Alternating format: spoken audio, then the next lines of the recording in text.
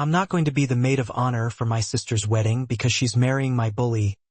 Yeah, pretty much the title.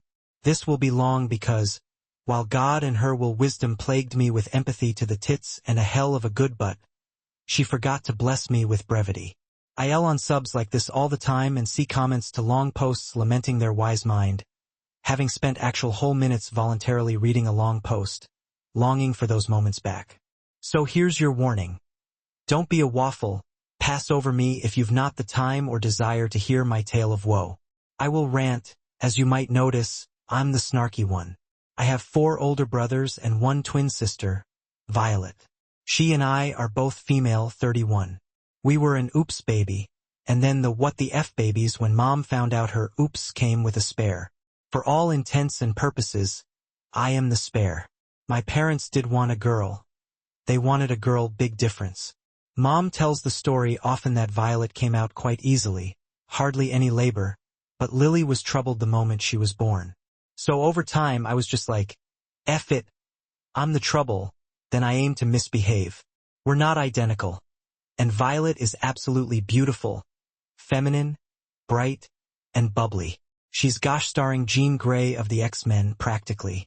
I'm more of Rogue, not the classic one, more like that cartoon reboot from the 2000s when they made them all teens, and Rogue was standoffish, self-sabotaging, and goth. I'm only goth on Tuesdays, but I did have a streak of time where I self-sabotaged. Teen years were a witch, am I right? And when you're the less favorite girl of 6 kids, 8 if you count the dogs, your self-esteem tends to tank. Violet was the first at everything. First to walk, first to talk, all that crap, according to my parents. But then she became the first to date, the first to get rewards, do a show, and hey, it's because she's kick butt. My sister is the most brilliant woman I know, after my mom. I'm not kidding when I say I look up to her a lot. She's almost effortlessly everything people like. And I was always just a little ray of crap, shine. I guess I'm the first of us too on a few things. First to get diagnosed with a learning disability and first to get arrested. I'm actually sort of proud of that one, but we're not here to talk about that. The first in the family to get what Dad called a stress stutter. I do have a mild stutter, but I can manage fine unless under a lot of duress. So hey, she's not the best at everything, right? We were really close, and I didn't really notice us drifting apart until high school. By then, I had my own problems, one being effing Daniel Swift, fake name. This sloppy knob was always picking on me. He and his crew made school and community events absolute hell for me since grade school. When we were young, most adults said that it was because he liked me, but by the end of middle school it was really clear the dude hated my guts. He always compared me to my sister and had to point out how inferior I was, even when we were small. He would be so confused as to why one of us was pretty and the other wasn't. By middle school he had a name for me. It's to do with my real-life name. So let's say, for this, it's Lum Lily, just a name to remind me that I was fat. Looking back, I know I wasn't. Puberty hit me fast and hard. And boom, baby got back. He was relentless, and his friends were too. I told on him once because a teacher found me crying as I was forcing myself to throw up in the bathroom during practice. I don't know how, but he managed to turn around on me, saying I was bullying him, and his friends vouched for him, so I got suspended from the team during the season and had to write an apology letter in detention. He once slapped me, and I want to tell, but he denied it, saying I punched him in the stomach. He turned on the waterworks, and his friends said they saw me hit him and call him a loser. My parents were so upset with me, and my dad had to leave work to pick me up. He didn't believe me at all that I didn't do these things. He would rant that I'm not the only kid and I need to stop being so much trouble, so I shut down, kept my head down, and didn't bother to say anything. He called me the defective one, the spare, the botched clone, everything he could think of. Some were admittedly clever, but all were cruel. When Daniel picked on me, I would ignore him, and if I couldn't, I just endured it. Senior year, he wasn't around much, and I heard his mom died. It was the first year I was without his constant teasing, and it was the best year of my life. I feel terrible, but I was so glad he wasn't there. Even if it was because of something so awful. I myself could never imagine enduring the loss of a mom. I got into some hobbies, even made a good friend. Sunny. Now female 31, well, you made it past the prologue, good work. So here's the actual issue. Fast forward to now. I live in a state over and have my main job as an educator. I love what I do. It feels good most of the time. But hey, this ain't Disney, sometimes being a teacher sucks. Raw rotten eggs in the summer heat, to be sure. But I get to be the adult I wish I had in the room when I was young. Sunny lives a city over from me, which, in all honesty, is a mere 20-minute drive in traffic. So we see each other often. She's easily my best friend. Violet and I are still close, and the same goes with my brothers. But we're all 30 plus now, some with kids and spouses and full-but lives. So we don't talk much. Violet and I would have calls and sometimes FaceTimes. My sister is incredible. She became a nurse but quickly realized she wanted to be a nurse practitioner. Now she's out there helping people in need by donating most of her time outside of work at the shelter in our hometown. She looks after our parents and makes sure they have all they need. She owns a house, has an Etsy business, a blog, hell. She's kicking butt, and I couldn't be prouder. Last year, she was all excited because she thought she found the one. She called him James. Every picture of him, he's this big, ex-military dude with tats and a beard, and those douchey big sunglasses some guys never take off to save their lives. You know the ones, no shade if you do that too, but if you also own a truck, as well as have a come and take it sticker on it, a teensy bit of shade because James did. What do you think? I wasn't gonna cyberstalk my only sister, the one who FD out of here? I stalked the crap out of him, but he had no socials other than a LinkedIn, former Marine, then contracted himself out before owning his own full-time business consulting. I was happy for my sister because she really was the woman who had everything. But what she wanted was to fall in love and have that chick flick romance, where you kiss and your leg pops and get married, have babies, ride off into the sunset, get kissed in the rain and all that sappy crap. I get it, and my sleuthing came up with nothing to naysay James. That I wasn't gonna yuck her yum on her taste in dudes because my bias of living in a state with dudibros who love their trucks and shades more than life itself. EFF it. She's happy. So this past Easter rolled around, and I was excited, talking with Vi about how excited I was to be around her and the boys again. And she mentioned that she was bringing James. I don't remember what I said, but I said something about being excited to finally meet this guy, since Dad and our eldest brother already have, and said he's a stand-up dude. She got quiet and kind of had the tone like, yeah, about that. So I paused to ask what was wrong. She said she needed to talk to me because James is my old crush from school. I was confused because, while I was close with my siblings, I never talked about crushes with most of them, and definitely not Vi. It just wasn't what we talked about. I said, I don't remember crushing on a James. And that's when she said that he went by his middle name Daniel in school. Now, Daniel's real-life name is pretty common, so I was like, well, I don't remember a Daniel I crushed on, but which one do you mean? And we narrowed it down to that soggy twatsicle. There wasn't much to say after that, other than I never had a crush on him. She was relieved to hear that. She said she actually didn't realize James and Daniel were one and the same herself until he brought it up on, like, the 4th date or something. And then she felt bad. But by then, she was already developing feelings and couldn't bear the thought of hurting me, nor walking away from her chance at love. I decided to tell her a bit at Easter, and I did pull her aside before he arrived, as we all stayed the night before over at the parents' house. I told her most of what I've now told you. This guy made my life hell. Vi was devastated at this, and she kept saying, you're sure it's him, and that was years ago. Maybe you've got it wrong. To the point that I got frustrated and sort of gave up. Easter was tense, but Daniel did say hi to me, like, long time no see, remember me? And I just said, oh, I do, and kept my distance from then on. It was a dance, Mother's Day, Father's Day, Mom and Dad's anniversary, a brother's birthday, you get it. Good old Daniel is around by this point. I've told 2 of my brothers some of what's happening because they had scolded me for being standoffish around him, and they assumed I was pissy about Daniel taking my only sister. Once they knew, though, they weren't happy. We all got together again for June, and of course Daddy Daniel was there. But this time he had a ring. My mother screamed with excitement, whooping through the restaurant, telling any and everyone, her baby girl is getting married. When the parents went home, a siblings bar hopped to the main street in the city to catch parts of the parade. 6 pulled me aside and inquired why I was avoiding her. And I just said, I'm happy for her. If he makes her happy, She's my sister, and I would die for her. It's just complicated that he's my bully from school, and I don't want to be around him." She got quiet and said, "Well, thank goodness the bridesmaid and the groomsmen won't be interacting a lot, and as maid of honor, I would have minimal contact with him on the actual day." Then she started talking dresses, and I stopped her. "I don't think I can be maid of honor. I don't feel comfortable in the same space as this person.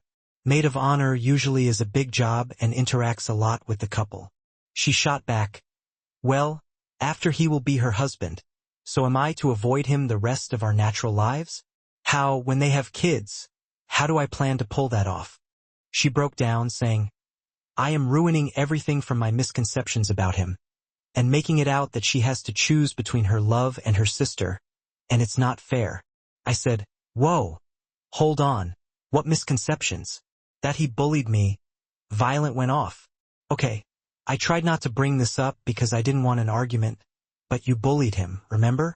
And she went on to say she confronted him about my allegations, and he explained that what I had was the wrong long way around. Even now, in our 30s, he can't admit to pushing me, hitting me, calling me every name he could come up with, and worse. She was hoovering his BS like a buffet. I lost it. I told her, before I told her each time again and again, that I didn't do those things. He always spun it around on me, and his friends would lie, so it would be my word against theirs, and no one ever believed me except once when he was caught on camera, and even then it was made as retaliation by my bullying of him. She huffed, "Okay, then what if he apologizes to you for bullying?" Using air quotes, maybe it was the same guy, but I just laughed and said, "You know what, fine, you don't have to believe me, it doesn't matter now anyway." "But I can't be maid of honor." She cried, and our brothers came to keep the peace, but I was done with it. When my dad dropped me off at the airport later that day, he said that he hopes I think this through, and if my perception of things is more important than family, that's my choice. But when he and Mom are gone, all we will have is each other, and this squabble is too much. He asked me to please not make trouble over this. I kissed him goodbye and took my dang flight. Now my sister is still in the group chat, is acting like I am maid of honor. My older brother is nudging me to just get over myself and not stress Violet out. Then this morning, I'm added to a new chat with a few folks, and my sister texts us as the wedding party, listing me as the maid of honor. I wanted to call her to remove this, but now I'm second-guessing. I'm happy to attend. Hell, I will bartend, sing, give a speech, anything. But I just don't want to stand up there as if I'm on board with this. Maybe he's changed, and that's swell, but it took years of therapy, lots of love from my friends, an intense amount of support groups, and so much effort to get to the somewhat normal I have. It took so much to get over all the things that hurt. And when I'm with my family, I'm labeled as trouble, despite years of not asking for anything, not wanting to rock the boat with them. Feels like I can't be myself back home now, and it sucks. But this extra layer, Daniel, I can't just plaster a fake smile on and grin and bear this like I did other things for so many years. I'm already the oddball, which hey, someone's got to be. And I moved states to avoid being judged on what scraps I managed to scramble up to make my messy, weird, awesome, amazing life. But I feel like I'm up against the wall, so maybe I'm just a selfish little kitten scratching at anyone trying to love me. But there it is. Am I the a-hole? Edit what in the Spaceballs is going on. I fell asleep and woke up to over 1,000 notifications. The flood. I really tried to read all the comments, but it's not even 7:30 here, and the baby needs her coffee, and I have an international D&D session today. I DM part-time, so I will try to start replying after that. But some themes I want to address here, as blurry-eyed as I might be. My favorite comment of all time thus far that I've read is claiming my story is fake. Nothing special there. Comments like that and trolls are a dime a dozen, but the theory was that I use English turns of phrase but clearly based in the USA. Congratulations, you wanted to catch me out. But the explanation is really far more simple than I think you're wanting. Dad is not born here.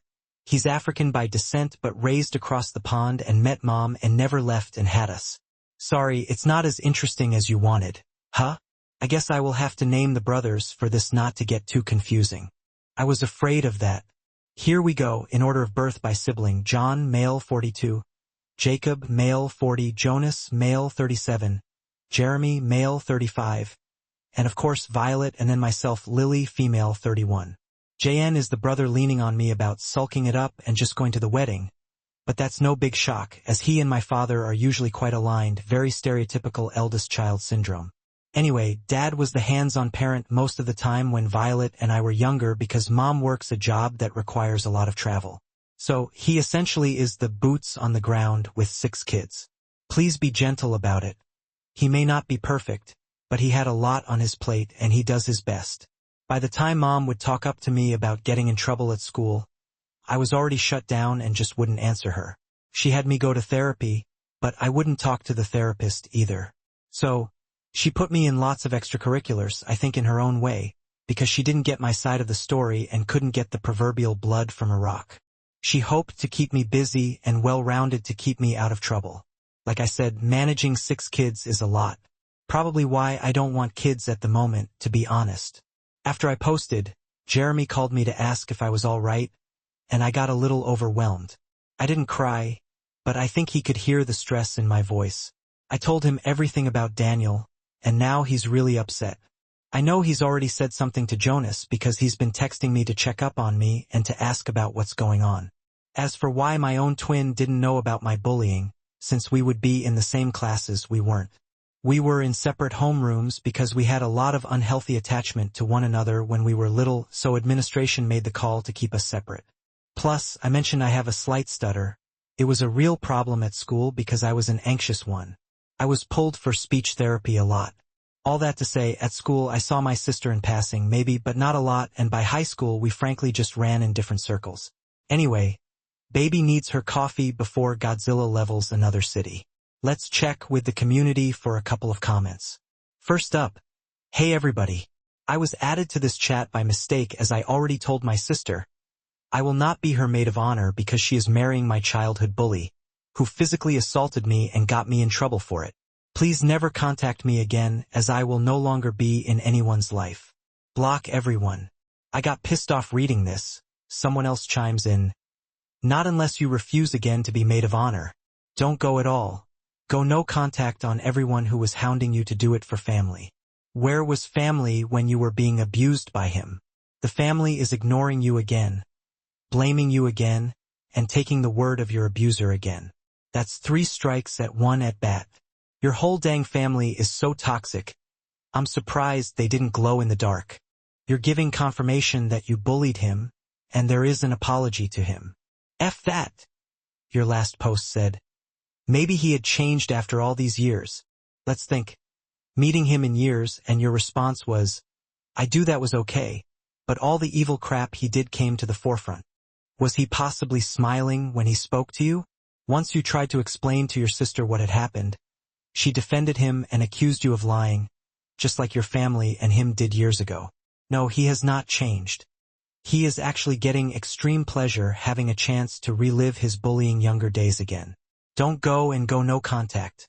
It's incredibly unfair to ask you to be maid of honor when you're uncomfortable with the groom, especially given your history with him. You've been through a lot, and it's clear that this situation is deeply distressing for you. Your feelings are valid, and you shouldn't have to pretend everything is okay just to please everyone else. If you so choose, you can still support your sister in other ways, like attending the wedding and celebrating with her without taking on a role that makes you uncomfortable. It's about finding a balance that works for you while respecting your own limits. Update. Sunny is helping me with this since is more her thing. So here's the last post link. It's too much for me to add here. I made a new post update because the last post was long. This one will be shorter, so once again, if that's not your bag, don't read or do whatever, it's your life. I just wanted to start by saying thanks to everyone who gave kind or even some unkind advice. It's actually heartening and heartbreaking to know so many of you have gone through this sort of stuff. But okay, holy moly, righteous cannoli, what the F. When Sunny suggested I post here, I figured I would get a couple of comments, but this went crazy. There were so many comments. I'm so sorry if I didn't reply unless you were a twat waffle. Get therapy. But there were literally hundreds, which, as you might imagine, is an overwhelming number to anyone. I didn't respond, sorry, but I do have a life and stuff to do away from this app. It's been barely a day and I have side gigs. So let me cover some bases. I saw a lot in the comments. No contact isn't really a first option for me. My family isn't perfect, but they're my family. Low contact would be hard, but far more of an option. I've already moved out of my home state and have my family on an information diet concerning a lot of my day-to-day life. And that worked mostly until now. I respect that some of you are autonomous enough that you can go no contact, but I'm not like you. I guess we're a large family, and both parents come from large families. It's just too much admin, and I would be miserable. I love my family, and I can't just shut that off. Some comments suggested Daniel is obsessed with either me or my sister or both, and that is too much for my brain to take in. The effort that would take was, frankly, a lot. My hometown is not a town at all but a city, and a populated one at that. After graduation, a lot of us lost touch with one another unless we gave an effort to keep ties. Others have said that he might hurt my sister, and I will only say this, he better effing not. Some of you sent links of what is supposed to be his side, but it's literally labeled a crap post. Sunny traced it to some group making fun of me. Nice to know Daniel isn't alone on being a bully. Weird read, but funny, so thanks for sharing it. And finally, I am in therapy. I've been consistently in therapy since leaving home. I was messed up a lot in the soul and the head when I left, and it took a lot of time, effort, and coping mechanisms to help me sort myself out. I'm no Disney princess, but I'm proud of who I am now, and let's get to it. So, in order of birth, my siblings are John, male 42, Jacob, male 40, Jonas, male 37, Jeremy, male 35, and of course Violet, and then myself, Lily, female 31. Mom will be mom, female 63, and dad will be dad, male 67. I don't know how relevant it is, but dad is technically the stepfather for John. Don't know how relevant that is, but whatever. John is the brother leaning on me about sucking it up and just going to the wedding. My 3 other brothers have now heard my side of things since my last post this morning. This morning, I got a call from Mom. She usually texts, so a call is serious. I paused my virtual D&D game and got everyone on an early break. Mom skipped the usual, "How are you BS?" and just went for it. "Lillian, I need the truth from you. What's going on with you and this man?" So I told her the truth. He bullied me. I never lied about it. I only ever hit him once when we were kids, to get him away from me. His friends lied and backed him up when he would blame things on me. I didn't have time to give her all the details, but I told her the Cliff Notes version. I knew one of my brothers snitched, and I suspected Jeremy. I had no way to know what she knows, so I outlined it all. She just asked me if my sister knew, and I told her what happened to June. She asked me why I didn't say anything, but everyone in my D&D group came back on, so we couldn't talk more. I told her I would text her once I was free after D&D. I texted her, and she called again. We talked more, and she got upset. "Why didn't I say anything?" she asked. Why did I push her away? She wanted to know the whens, the wheres, the whos, and I just said, "I don't know. I just didn't want more trouble." And I could hear her either scoff or sob. Not sure. She said, "I'm sorry, babe." And then I asked if I had time tonight to talk more. But I will be honest, this second round of telling my mom these things emotionally drained me. So I said, "I'm free tomorrow, but going to see a movie tonight with friends." She understood. I texted Sunny as we had plans today, and she mentioned to me that my brother Jeremy had reached out to her, asking all sorts of questions. And she asked if we could talk more tonight, but to be warned that my family is asking questions. She suspects sooner or later my sister will have words for me. I don't know what that means, but I will enjoy my girls' night nonetheless. I don't know what will happen, just that I will fight for my family and love them as hard as I can. But I won't be yielding on this boundary.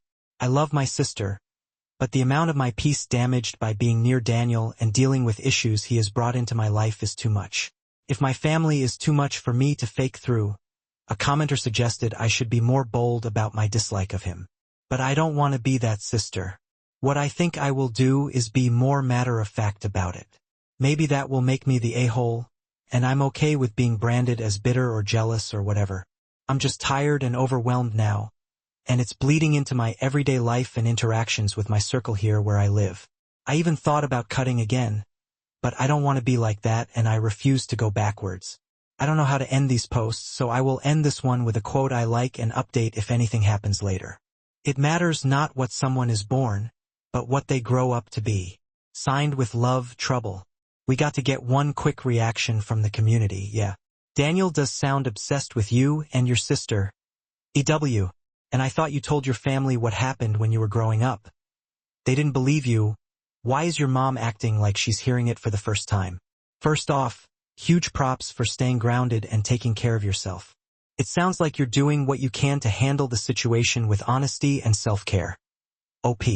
I love how your mom went from, "Hey, how's it going?" to, "Tell me everything about this Daniel guy," in one phone call. There's no doubt that that is emotionally taxing. I'm sorry you had to relive all of it.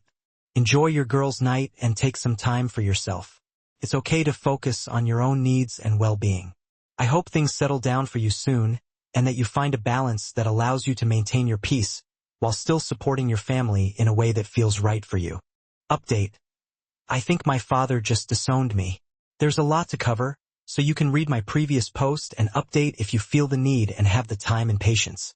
My friend is here with me and she said this is the sub for this, so if she's wrong, sorry, please be nice. I'm just frankly not in any shape for internet beef right now. So, I am one of 6 children and the youngest. I'm also a twin, no, not identical. I get asked that a lot. I really love my family and was raised to view my family as everything.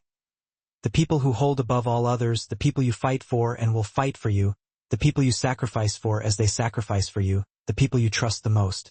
In my previous posts, I outlined the whole situation with my sister getting engaged to a guy who relentlessly bullied me in my school days and, frankly, made my life unbearable. And my sister has been all but demanding I be the maid of honor. I won't blame him outright for my mental health issues entirely, but I would never say he didn't have a hand in me developing an eating disorder, a desire for self-harm, and other damaging issues. I'm in therapy now and have been since I moved out of my childhood home. My sister doesn't believe he bullied me. It seems she believes it's the other way around, that I bullied him. My father also believes this on my life, which isn't even a little bit true. He would torment me and had vicious nicknames to call me, elaborate insults, and spread false rumors about me. I avoided him because if I told, he would get his friends to back him up. When he would tell any and every adult who questioned him that I would bully him, he would push me. He once told the teacher I punched him in the gut. He actually got caught because there were cameras, and lo and behold, the narrative shifted into him having had enough of my bullying, so he retaliated. It was all just him trying to defend himself, so I would again be reprimanded or punished. Poor Daniel had it so hard, and I shouldn't be mean to a kid who has a sick mother at home and a hardworking father. I just learned to keep my head down and shut up. Recently, my mother asked me for the truth of what our history was, and I told her everything. I was emotional but also felt like there was this wall I couldn't get past. It was hard to drag the words out of my youth on one hand, and on the other hand, it felt like the floodgates had been opened and I couldn't shut up. My mom listened to me and was getting upset to hear about all this, as she didn't know. After my dad blamed me and didn't believe me the first time, things got really bad. I stopped talking about it and, for a time, stopped talking, period. So, I never told my mom, even when she had asked me, since she was out of town for work at the time. She said she was sorry, and I believe she really meant it.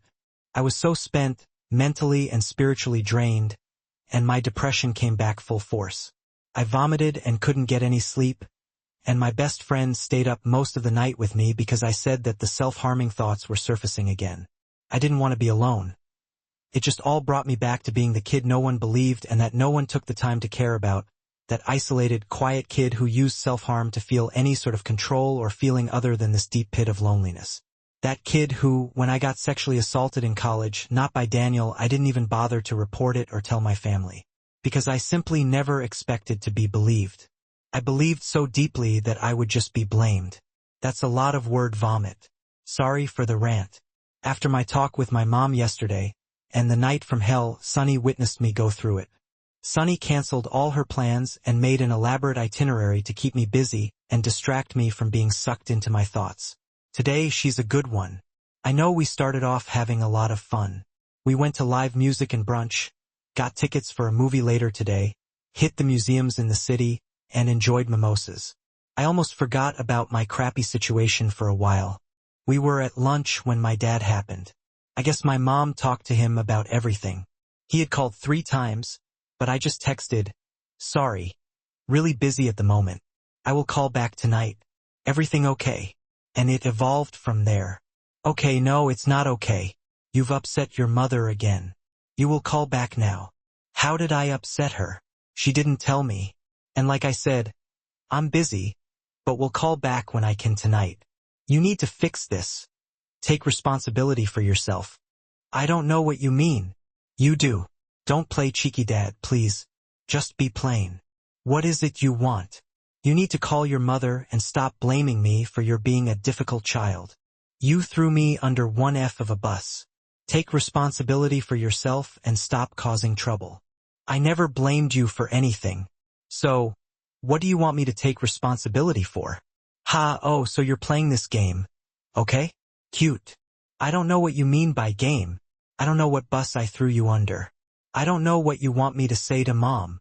I don't know why you're acting this way. Why won't you just be playing and tell me what you want? I never meant to cause any drama. I talked to your sister. I know you've been trying to rewrite history and be trouble for Daniel. He's been really trying to build bridges with you, and you're trying to make him out as a bad guy. That's not fair to him or your sister.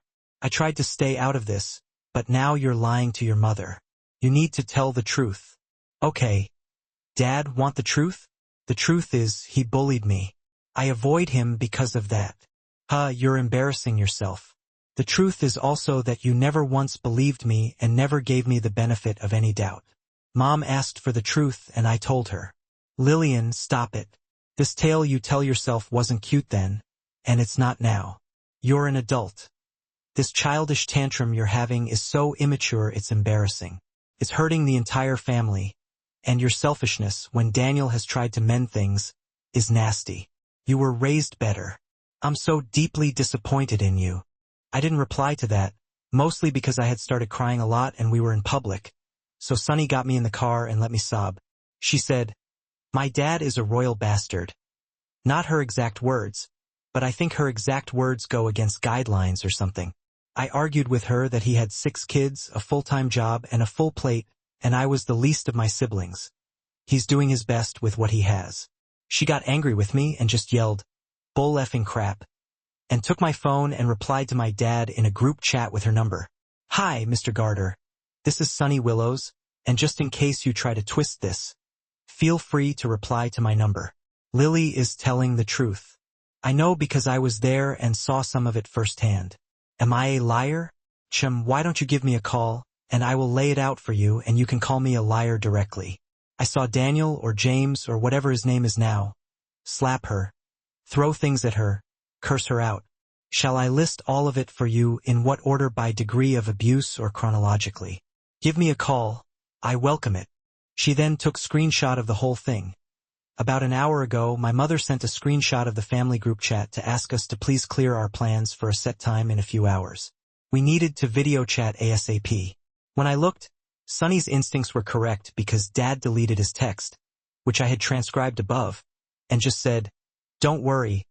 I won't be speaking to you about this anymore. Talk to your mother about it. I'm done." I got upset and tried to call him, and when he answered, he asked me if I was calling about Daniel. I said no, I just hate that I've upset him, but I swore to God it was the truth. He responded, "Then you've lied to me." He basically said that if what I am saying is true, then I've lied by omission all this time and now trying to paint him as the villain. He said, "So he's over it. If he's such a bad father, he won't bother to father me anymore, since clearly that's what's best for me." Then he hung up. I've been a wreck since then. I told Sunny, who heard my side of the conversation as it was happening. She called him a manipulative little witch and said she wants to be there for this family video call. I'm glad she'll be there, as I don't know what's going to happen, but I know I can't face it alone. I think he just basically disowned me. I know that's not exactly what he said, but how the hell else am I supposed to take it? I'm so nervous I haven't been able to keep anything down. Sorry for the rant. I know this is all over the place. I think I'm just typing this to get it out of my brain for a moment. I just want my family back. I want my daddy back. I want my sister back. And it feels like this gosh-forsaken F-bomb of a call is going to see my family fractured for good. And it's all my fault. All because I could just grow up here and fake my way through being maid of honor in some dumb wedding. As for your dad, it sounds like he's doing his best to avoid facing the reality of the situation. It's frustrating when a parent can't see past her own prescription and instead chooses to blame you for what's clearly a much bigger issue. It's like he's stuck in denial and is now shifting blame rather than taking responsibility for his part in it. Moreover, it's never easy to face a confrontation with family, especially when emotions are high and the stakes feel so personal. But remember, you're not at fault for wanting to protect yourself and your well-being. It's okay to set boundaries and take care of yourself, even if it means standing firm in your truth. You're not alone in this, even though it might feel like it right now. Technically, this is the third update on this sub, but I think overall there are 4 posts. The last post link is here. Sunny said to keep it organized, so I'm doing my best. I tried to write some of this last night, but I got a little overwhelmed and later a bit too tipsy and emotional to finish it. So I'm back today. Hi all. I'm really very sorry for losing my head in my last post. I'm a bit embarrassed, which is funny only because this is anonymous, and the only person in real life that knows this is me is Sunny. I was in a bad place when I was typing. I'm doing a smidge better now, and when I started to write this, I was at a brewery, and Sunny was on her way. She had to run some errands, as were some other friends. Sunny gave them the lowdown to come and cheer me up. Actually, I kind of laughed a bit when I hit post because it showed me the published post, but there was this thing on it. Suddenly he called it a flare and it said, XL. When I asked her what that meant, she said it meant extra long. And I was like, dang, I'm copying shade from automated bots now. But I guess you're here to hear how the video call went. The short of it is not pretty. The long of it is long, so per usual, here's my disclaimer. This will be a novel with lots of info, but you get candy if you make it to the end. I'm an educator and not above bribery, sorry, it's the beer, or at least that's my story, and I'm sticking to it. So, I logged onto the Zoom link Mom sent everyone, and sat on the couch next to Sunny. She wasn't in view at this point, so it just looked like I was on a couch with my dog. Mom was already logged in and waiting, and Dad was logged in too, but his mic and camera were off. I noticed they were logged in separately immediately, since they usually log in together on one account and sit together on family video chats, unless Mom's work causes her to not be in town. She said she was glad I was logged in first and asked me how I was holding up. I was honest and said, not great, and she just nodded. I asked about her, and she smiled and said, not great, great. And it was my turn to nod.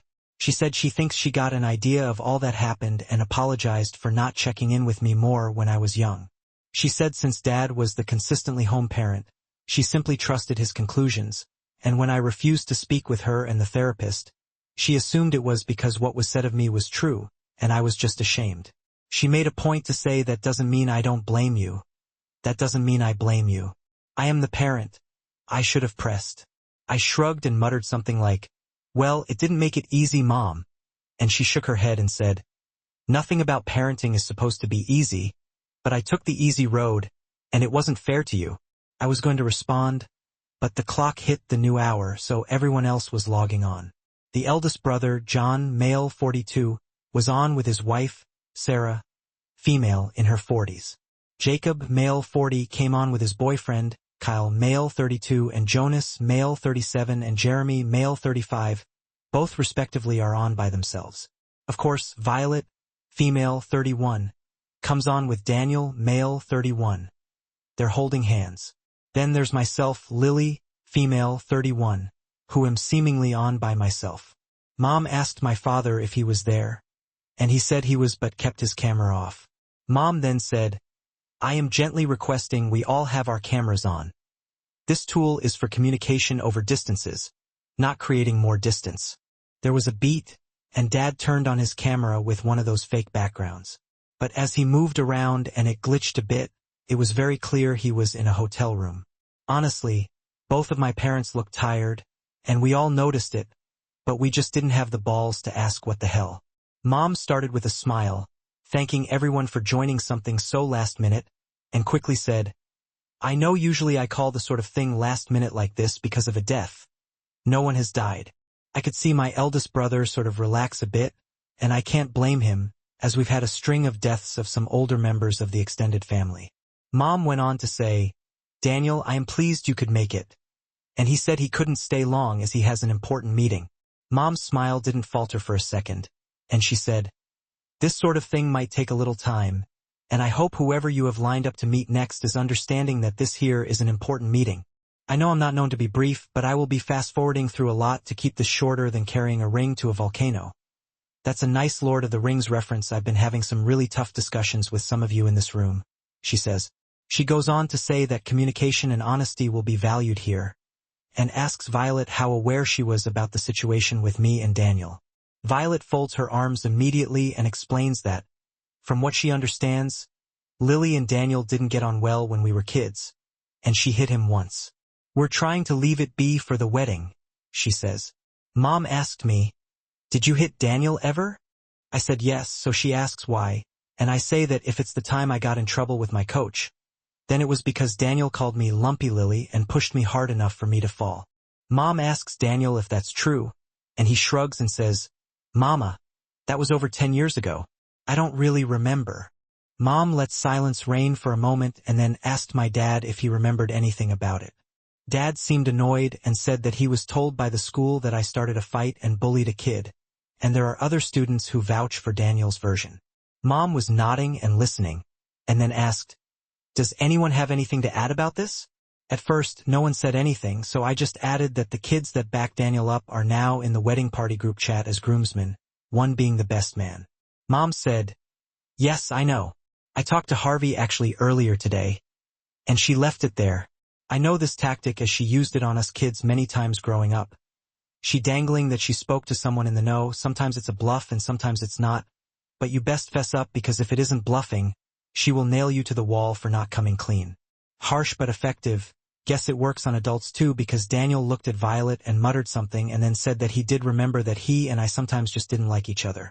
He said he didn't know why or where the problem started because his mother was sick at the time and his dad was never home because he was working so much.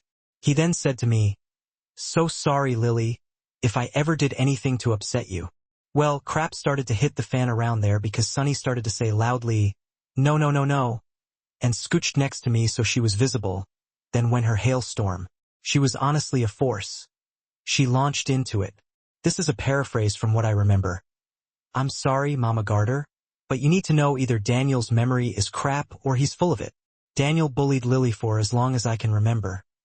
He called her Lumpy Lily all the time and Harvey, please excuse my language, is just as much of a crap stick. So whatever he told you isn't the half of it. Then she turned on Daniel and asked a barrage of questions. You don't remember the 7th grade, where you spat in Lily's hair and called it an accident? Or you mean to tell me you don't remember pushing her so hard she was bleeding and went to the nurse? How about when you asked her why she was the ugly twin?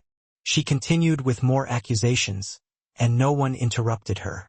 Daniel tried a couple of times, and she just said, I'm still speaking, and continued relaying a series of specific events. Then she brought up something that even I didn't remember.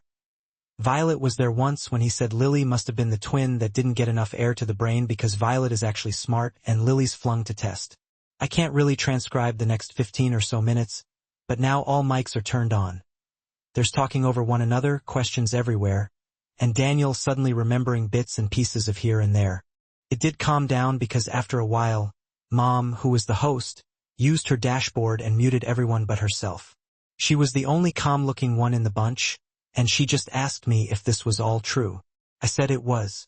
She asked if I told my father, and I said the first few times yes, but afterward no, because he never believed me and I would get grounded somehow for lying.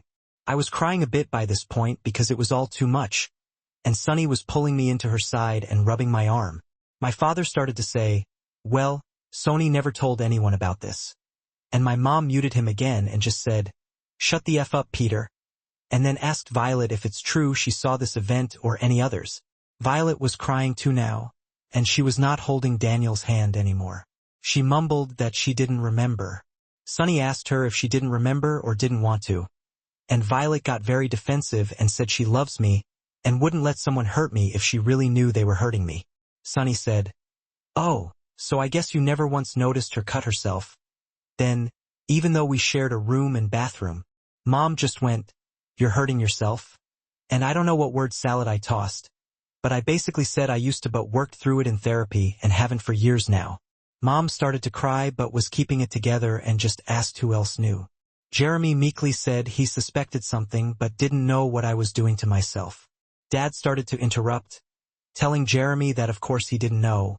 How could he, if I never said anything? He then rolled out his Lily lies by omission speech before saying to John that he's the eldest and was responsible for the youngest. So what's his excuse here? There are 6 kids and Dad worked full-time, true, and John was often put in charge of us kids, also true. Even after he was moved out and married, John never told Dad anything about this. It's unfair to spring this on them, to paint them as bad guys. So John, how did you not know? And if you knew, why didn't you tell your mother or I? John was pissed, and even though Sarah was trying to calm him down, he said that I never mentioned any of this to him and never told him about hurting myself. Well, his exact words were that he didn't know I was trying to take the coward's way out and end myself. I couldn't take it anymore and just got off the couch to go into the bathroom and cry. So the rest is what Sunny told me. But note, please, we sometimes speak 2 other languages and Sunny doesn't speak either, so some of it she couldn't really relay to me. They saw me leave, sobbing, and could hear me leave the room. Sunny is glaring at them, trying to transfer all her rage into concentrated energy to somehow make Daniel or my father spontaneously combust, so she can hoover their ashes, dump them in a toilet and crap on them. Those were her words, not mine. The whole Zoom room went quiet, and the 3 youngest brothers got on JN for taking the tone with me and demonizing mental health struggles. Sunny, because I did say I didn't care how much she told them, disclosed that I cut myself all through high school. I got so depressed that when I slept over her place, I would sometimes lie and say I'd eaten when I hadn't, to skip dinner rather than purge. And then, I would cry myself to sleep. She named all of Daniel's friends who lied for him.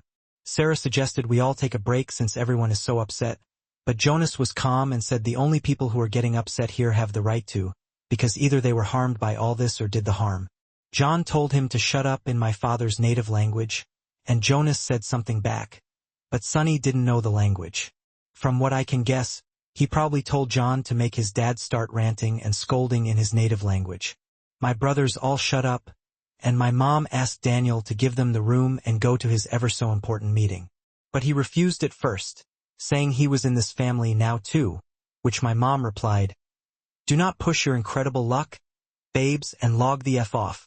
Violet asked if she should stay on, and Mom told her no, as she should sit down with her man and have a discussion. Then Mom will call her later. Violet didn't argue, but she made a show of crying and just logged off. Mom asked Sunny if I was okay, and so she got up and checked on me, and came back to them chatting about signs they might have missed. Sunny reported that I was all right and staying with her for a while. Mom thanked her and said to the others that she wants to be made crystal clear. No one is blameless here. JN complained that Violet isn't getting this speech. Why did Mom not start scolding them at all when Violet is the one who brought Daniel home? Mom said she will be dealing with that talk privately, that Viet is grown and can now make her choices fully informed. She asked Sunny to have me call when I am ready and to please keep an eye on me. Sunny told me that Mom asked Dad to stay on the line so they could talk, and John slammed his computer closed to log out. The others simply looked sad. Sunny relayed all this to me once I'd showered, and she said to not forget to get dressed. "Screw the movie," she said. "I invited our friend group out to our favorite bar. Let's get the F out of here." I said that I needed to be alone for about an hour to think, and she said she understood. But she didn't want me alone right now because she was worried after all that crap storm. So we compromised that she would drop me off at the bar, as we are regulars and know the whole staff, and I could sit and think alone but in public for the 45-ish minutes the errand would take her. I wrote most of this update there, but it turns out I didn't have to think very long at all. Violet had texted and asked if we could talk, and I said, "Not right now," citing that it's girls' night, so I'm out with Sunny and some friends. She responded quickly and asked if they're all calling her a bad person. I asked if she felt that way. I wasn't trying to blame her. I was genuinely curious. She just said she feels ganged up on and asked me how much Sunny had told me. I said she told me everything. She asked when we could talk, just me and her, And I said, tomorrow, which is today. Then I spent a lot of the night drinking with my friends, who did cheer me up a bit. I was pretty sauced by the time I called my mom. She asked me if I was drunk, and I bided it like, well, yeah, I'm 31, Mom. She didn't say anything much about it. She said she is at a loss and doesn't know what to do, and doesn't know what will help her children in this. She's afraid to make things worse. So what do I wish she would do right now or going forward? I just said that she listened to me, and that I know it ended in a sort of circus. Maybe we don't need a full peanut gallery next time, but it made me happy that she listened to me. She was quiet and asked me if I felt like she didn't listen before. I said she worked a lot and that's her job, so I get it. But sometimes, no, I didn't feel like she was open to listening to me at all.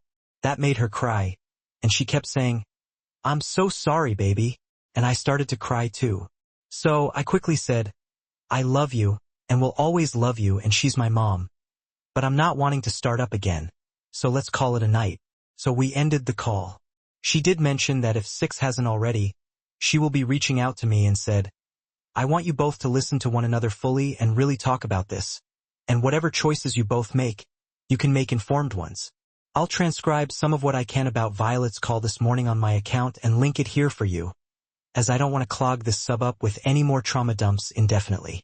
Besides, Sunny and all her wisdom found subs that are literally spaces for that. So thanks for your patience with me and all this BS. But if you're too fatigued by this point, I don't blame you. So, the overview is, it didn't go well. And what kind of teacher would I be if I wasn't true to my word? Here's your candy. Thanks for the kind words. Some of you really are incredible support. Some comments really made me cry. Some made me think. I see my therapist at lunch. I suspect we'll use the full time. I won't BS you. I don't feel better right now. JN is on a warpath. Dad is ignoring me. The others are just apologizing, but they are just sore about it through it and seem to feel really sad. My family feels fractured, which is what I was trying to avoid. But I don't know how much longer I would have been able to bear it all alone in secret. I should feel good, right? Like a weight has been lifted or whatever. Instead, I feel like I traded one weight for another. I hate hearing my mom cry. It breaks me into pieces. I hate feeling like my dad hates me. I hate that my sister blames me for all this. I hate it all so much, and it's dawning on me that there is no path back to where things used to be. I know logically that this is a good thing or will be eventually, but right now I'm not ruled by logic. Sorry for the depressing ending, but I guess I should say, Love Edit BA has chosen to go no contact with me for a few weeks. I never wanted that, but I can't make her choices for her. Edit 2. You all are such dumplings. The amount of virtual hugs, mom and dad hugs, support, resources, and advice, I have no words other than thank you. Thank you so much. I'm the weirdo in a bar right now, crying good tears over my beard, holding my cell like some chalice. I never could have imagined the absolute kindness and love this website has brought to my life. You're giving me strength and resolve to hold my boundaries and also the insights I needed to hear, so I know that I am not alone or crazy or a waste of space or truly thank you. Sunny said she loves you all and will also be your sister. Sorry for the extra edit. Sunny is now back from work and wanted me to add that she loves you all. Except the thorn dildo loving trolls. She wants you lot to dry hump a cactus. I let her know that if this gets me banned, she owes me dinner, and she slammed a $50 bill down and went to take a shower. Thank you so much for sharing this incredibly raw and emotional update, OP. First, I want to acknowledge how brave it was for you to open up in the video call, and for Sunny to stand by your side. It's so important to have someone like her in your corner, and it seems she really went above and beyond to support you. Your mom's reaction shows that she's trying to grasp the situation and make recommendations, which can be a tough step in the right direction, even if it didn't go as smoothly as hoped. It's particularly hard to hear about your dad's reaction. The fact that he seemed more focused on defending himself rather than addressing the real issue is incredibly disappointing. It's difficult when someone you expect to support you is instead part of the problem. His behavior in the call and the way he dismissed your feelings feel completely ignorant. It's also heartbreaking to hear that your sister is choosing to go no contact right now. It's never easy when family dynamics shift, especially in such painful ways. Update, sister called. If you're here, you want to know the nitty-gritty of the call I had the morning after the Zoom call from Hades with my family. So here it is. I translated some of this because we sometimes switched languages. My father speaks with his family in a way that might sound a bit stilted and weird. I'm no linguist, but I did record it. I don't know what I wanted to come out of that, but Sonny and some of you convinced me that better safe than sorry. I hate that I can't trust my twin, but Frank, I don't. Violet called me right on time at 6 a.m. She had work, and were I not taking time off, I would too. I never told my family I was taking time off. I didn't want to further guilt anyone or make them feel blamed for my current state. We small-talked a bit. She saw our niece the other day. My home state has lovely weather right now. Anything and everything to avoid the elephant. Then she said, "Well, yesterday sucked." I laughed and said, "It was the worst, but maybe for the best." "You really think so?" "No, I don't know, not sure about it really. You're not the only one getting blowback on this. I don't know how you want me to respond to that. That's what you're giving me right now. I tried to tell you privately, remember that. So, you decide embarrassment is better. I didn't call a family meeting. You never told me BS. I did more than once. Whatever you're about to say, you and I both know I tried. Cutting you never told me, Vi. I didn't even try to hide it from you. That's not the same thing. Okay. So, what do you want me to do right now? What do you want me to say? Sorry would be nice. You first, then for what I went on, what I knew, what I was told. I never assumed anything. Are you really saying this right now? Do you even believe yourself? My wedding might be off now because you needed what? What did you want from this? I don't know. You don't know. So, my relationship with Daniel and Mom, by the way, are casualties because you don't know. I was crying at this point. I wanted to not be the troubled one for 5 seconds, okay? I wanted the truth to come out. I wanted you to believe me. Oh, get off it. I get it. I'm the bad guy like you made Dad the bad guy, and now they are divorcing. Is that what you wanted? What do you mean, they're divorcing? Check our chat. Dad's not even home. That's not my fault, nothing ever is, now is it? That isn't fair. We fight a lot, and I admit to saying some mean things just as much as she did. But then I ask her, did you know Daniel told me when he got home? But he's not who he was, we were kids. Lily calls me a dumb nickname, only she uses when she's upset. I was a kid too.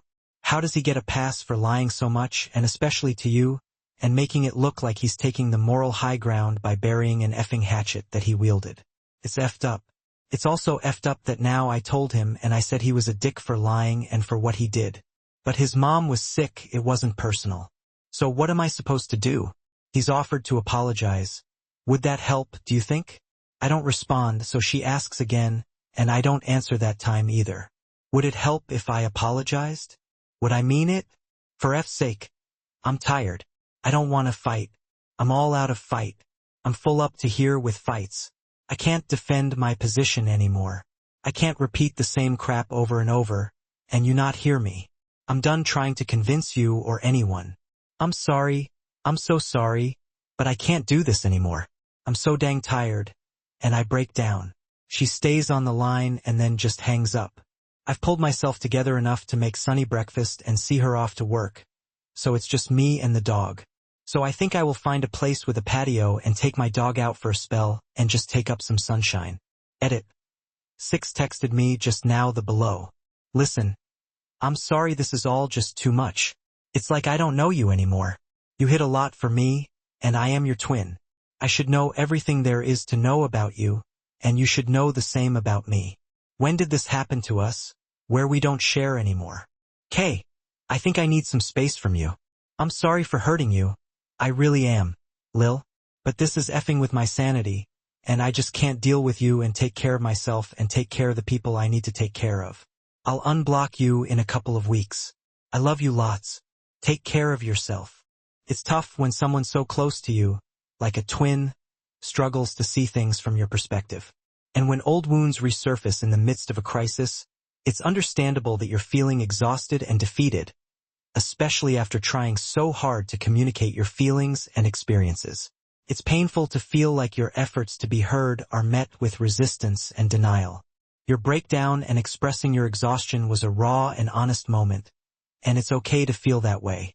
While it's not an easy option, giving each other some distance might provide both of you with the space needed to heal and reflect.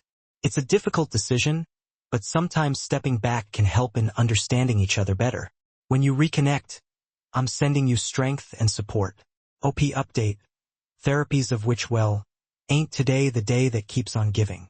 I got out of therapy feeling okay, not good, certainly not great, and maybe not even better, or maybe it is. I don't know anymore. I'm glad I went because I really was just going to cancel and lay back down on Sunny's couch and hug my dog until I could sleep. But it turns out I needed to talk things out. I preempted a lot by sending my therapist the entire account link, and I guess she's a fast reader. We sat down and talked it out, and she helped me make some really hard choices. I'm going low contact with Dad and John specifically. How long? To be honest, I don't know. But the family group chat has been taken over by their dick measuring contest, and trying to figure out who is more to blame. It was so bad that Jonas made another chat specifically without them and Violet so we can resume sending meaningless memes and such. My therapist helped me craft my text to both of them. It basically said that I understand this is hard for them, but it's been hard on me too. I told John that I do not blame him for not knowing what he didn't know, and that I was sorry. Dad is trying to shift blame on him, but that does not excuse blaming me. Until he is able to see the situation for what it is, it's best I go low contact. I want to keep contact for the sake of his kids, who I adore and would die for, and that I care about him. I am getting therapy, and I hope he will too. I told Dad that John is not at fault. John is not my parent. I told Dad that now, when I have negative thoughts, it's in his voice. His choice to say he won't be my dad may have been an empty threat in his mind, but the impact of that was massive. I need space away from him. I don't know for how long, but I can't find a healthy balance with him right now, and the way he treated me really hurts. I had no time to even block him. Dad shot back at me and asked if this is my precious daughter talking, or if I am parting my mom. I don't know what that means, but I can make a guess. I said, no, it's Lily, a person he really never got to know. He said he won't accept that and that I am punishing him for not being close to me by not allowing him the chance to be close to me and shutting him out. He started to make demands. We call once a week, I visit more often, things like that. I said no. He said, then I will visit you. I said no. He said, you can't tell me what to do. That's not how this works. I said he won't be welcomed if he can't make low contact for a time. Then I will go no contact. This is my boundary, and a hill I will die on, so he should think before he makes a decision. He called me callous and uncaring, and he hasn't replied to anything else, so I blocked him for now. I did get to chat briefly with Jonas. He was crying a lot and saying he was sorry. He said he was wrapped up in his own drama and didn't dig deeper to find out what was going on with me, and now he feels like a worthless brother. I told him he isn't worthless. He's my big brother, and I love him to death. Now that everything is out in the open, we can confront it head-on, one small step at a time. He then said, you're not mad at me. And I said I was before for a long time, but I had lumped him in with everyone. There was a time I was mad at the world. I don't miss the person that caused me to become. He said from now on he will try to do better, and he was sorry about Dad's attitude. I'm glad I was able to talk with him. Jeremy is another story, he's just gone silent. No one has heard from him yet, but if I know him the way I think I do, he's balling it all up inside and beating himself up. Out of my brothers, he's a deep feeler and the one I am closest to. He's protective, somewhat overly so. I would hazard a guess that he isn't very okay right now. Mom texted that she will check on him. I did reply and asked how she is, and she told me now is not the time to be concerned about her. It's time she be a mother, so she will see after her children. We all chimed in to say that she is actually amazing in her own way, and this alone didn't make her a bad mother. She only said that, nevertheless, she has making up to do and hasn't much responded from there either. I wish I could say that I felt things, but I'm honestly so numb right now. I think I've cried as much as one human can, and the urge to cut was really loud in my head. Past tense, that wave passed finally, and I took a deep breath, like I was holding one in for days. My therapist is really on board with me. She said she likes how expressive I am when it's pretty anonymous, and maybe that's a way I can let things out. Guess I'm here to stay. She gave me homework on that front. Apparently, there are subs for this collective crapstorm that have become my life. I can post there or post right here, just on my account. So EFF it. I guess lastly, I'm considering a leave of absence from work. I love what I do, but I really need time to process before I throw myself in a room with tiny humans with big feelings. I always try to show up and bring my A game for my kids, but right now I'm a D- game at best and a flunker at worst. I have a lot of PTO and I might use a chunk, travel, update my home, go on weird misadventures with the dog. I don't know. Haven't decided yet. If you're still reading, thanks for going on a sliver of my odd journey with me. For everyone who sent me sweet messages, sorry for not responding to all. But it's a lot, and I'm still just so tired. I know the tiredness will give way to the grief again. I expect to cycle through some extremes for a while. I know not everyone is her biggest fan, but my mom has really been stepping up. She's paying for my therapy now and has joined Facebook, which for her, trust me, is a big deal. Just to add all of us. She said she is going to therapy soon, starts next week, and offered to delve into savings if any of my siblings wish to start. And she will pay for the first 3 months of any of us, but for me, she says a year.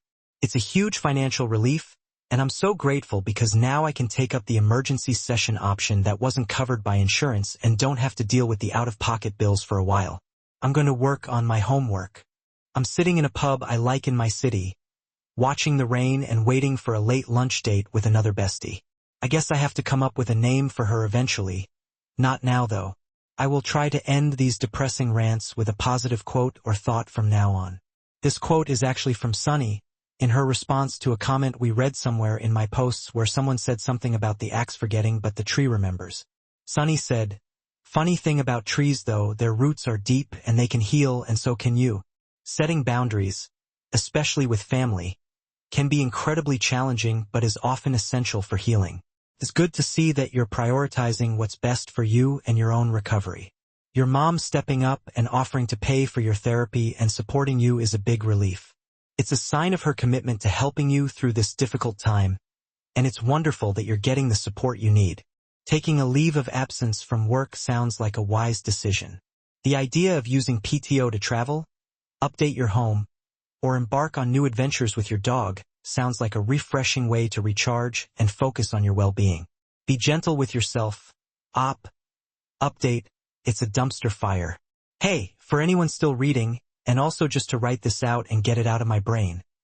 Sorry for dropping you off for a while. I was pretty low and honestly didn't want to do much of anything, let alone talk about this. All that said, it's been a crap week. I tried to do my homework but wasn't very successful. There were some really intensely mean comments, and some affected me more than others. My therapist and Sunny both just suggested I block them, so that's what I've been doing. I'm posting on my own account now, so if I want to treat it like an open anonymous diary, I can hold some boundaries for my mental health. It has helped, but I needed time away, just to be off my phone and think about next steps. I'm using PTO to ride out this week and next without worrying about my issues affecting the kids. I hate doing this so early in the school year, but it means a lot more to me to bring my best self to the classroom, and I'm nowhere near my best at the moment. Sunny and I are taking a trip to a major city here in our state for a few days. So I have time to relax and she has time to explore and chill before busy season at her job. At least that's what she told me, but of course it's never simple. A few days ago an incident happened. I don't have all the details because I wasn't there, but my brothers Jacob and Jeremy were. Apparently they were out at the local bars and saw Daniel. I got pieces of what happened from both brothers involved, but there's conflicting info, so here's what I can gather. Jacob was glaring at him drinking, and Jeremy was starting to sense trouble. Then, Daniel spotted them and started staring back. It's not clear, but Jacob said Daniel was laughing, and I'm not sure if it's true, but apparently, Daniel waved at them like an old friend. That set Jacob off and he flipped them off. This prompted Daniel to walk over, but Jeremy was saying, "Hey, just leave us alone," and that my brothers will stay on their side if Daniel stays on the other. Daniel didn't listen and tried to pull out a chair at their table, but Jacob shot up out of his seat and loudly told him to F off. Daniel started to get upset, but Jacob was just getting angrier and threatened him. Jacob said all he told him was to leave them alone, or he would make him. Daniel kept asking why they were treating him that way, and Jeremy said he had to push Jacob out of the bar and into the parking lot to calm down. But Daniel later followed them out. Daniel then said, "Just so they know, he paid their tab for them, and he doesn't hold any resentment, so come on, God, can we just talk?" Jacob shoved him hard, but Jeremy pulled him to the car and managed to drive off. Daniel's side came out from Violet first. She said she was told by Daniel that Jacob actually punched him and cursed him out. Daniel says he's not going to press charges since they are family. She told our dad, who then called both brothers, and that's when Jeremy thought to call me. Jacob was in the headspace of him wishing he actually swung, while Jeremy was pretty upset at all that happened at all. I begged them to please not add fuel to this dumpster fire and to just avoid the guy if they can't control themselves. I made sure to block Violet. She already blocked me days ago, but I know her and I was right. That's when Daniel calls me. I never had his number saved, so I answered, and he just started with, "It's me. Can we talk?" I asked him what he wanted, and skipping over a lot of back and forth, he gave me his side. That the two brothers had waved him over only to call him names and later assault him. He claimed he was trying to keep the peace, but this all really stems from my problem with him, so he's hoping to talk it out. I told him I don't want to speak with him. He needs to talk to his fiancée or someone else. He says Violet has been stressed over all this, and this incident has made it worse. He says she's been inconsolable and he thinks she's depressed. After the incident, she tried to reach me to talk, but my brothers, down but found that I blocked her and cried herself to sleep. He said he's genuinely scared for her mental health because all she does is lay around, not eat, and cry because everyone hates him. I started to text my brothers, not John, as he is still blocked in our group chat with just us, to ask if this was true. Is she behaving this way? Is she refusing to eat? Are there signs? Is she okay? What I got back is that they don't know. That she's refusing to speak to any of them except John. She hasn't been speaking to Mom at all, even has Jeremy outright blocked on everything. This was the day I decided to take more time off because it all just felt like too much. I wanted to know if she was okay and I want to be there for my brothers, but I knew my involvement wouldn't be the cure to this issue, and I couldn't bear to make this worse. I just asked them to please not give anyone any reason to paint them as aggressors and that I am taking a step back for a few days but will be on text if they need me. Jeremy responded for me to enjoy and relax on my time off, but the others left my message on read and all that, but Jacob sent a react emoji to Jeremy's sentiment. I'm trying to just focus on my trip and to have a good time away, so when I get back, I am more in a headspace to handle this. I know Dad also discovered I blocked him and has been hounding at least two of my brothers to send messages from him to me, but no one has complied. They just keep it vague that Dad's still upset. But, take your time. Anytime I ask, I miss JN because he was always the steadying force of us kids, and plus, he kept us mostly in line. Right now, it just feels like everyone is free-falling. Some of them that I know of have taken Mom up on letting her pay for their therapy. I really hope it helps them. Right now, therapy for me sucks. I know it's not meant to be a walk in the park or anything, but I mean, this sucks. I'm doing my best to keep boundaries, regulate my guilt, unlearn this need to take a flight home, and try to fix all this in my current state of being. I'm in an online support group. I haven't been in a meeting yet, but it's for people who have self-harm tendencies or outright ideation. I want to preempt relapsing into cutting. My friends, including Sunny, have been great and check on me regularly. And the day my demons really had me on the ropes, we had a game night and played Dragon Age and just hung out. I sadly chose to take a break from my relationship with my partner. I can't remember if I mentioned having one, who is just a really busy person in a very busy time of life. And I can't go about infecting anyone else's life with this crap. The door is open for us to rekindle if we both choose later on a very specific timeline. But between you and me, I don't think this will all calm down within that timeline. Maybe I hope it will, but I don't feel 100% confident. So, I guess that's where I'm at the moment. As promised, here is a quote so it isn't ending on a sour note. It was shared by my therapist, and I can't even remember where it originated. Laugh deeply as if it is breathing. Make it your choice. Make joy your choice. I'm sorry to hear about the distressing call from Daniel and the confusion about Violet's condition. It's understandable that you want to support your brothers and ensure everyone is okay, but it's also crucial to manage your own stress and set boundaries. Your dedication to bringing your best self to your students shows how much you care, and it's important to honor your limits. Dealing with self-harm tendencies is incredibly challenging, and it's a positive step that you're being proactive about it. I'm glad to hear your friends and Sunny are supportive and keeping in touch. Game nights and hanging out can be great distractions and sources of comfort. As for your relationship, it's okay to take a break if you feel it's needed. Sometimes stepping away is necessary for both partners to heal and gain clarity. If the door is open for rekindling later, it might be worth seeing where things stand when you're both in a better place. Sending positive thoughts your way. OP, thank you for sharing your story. You're so strong and brave. If you need anything or just want to talk, we're here for you. You aren't alone.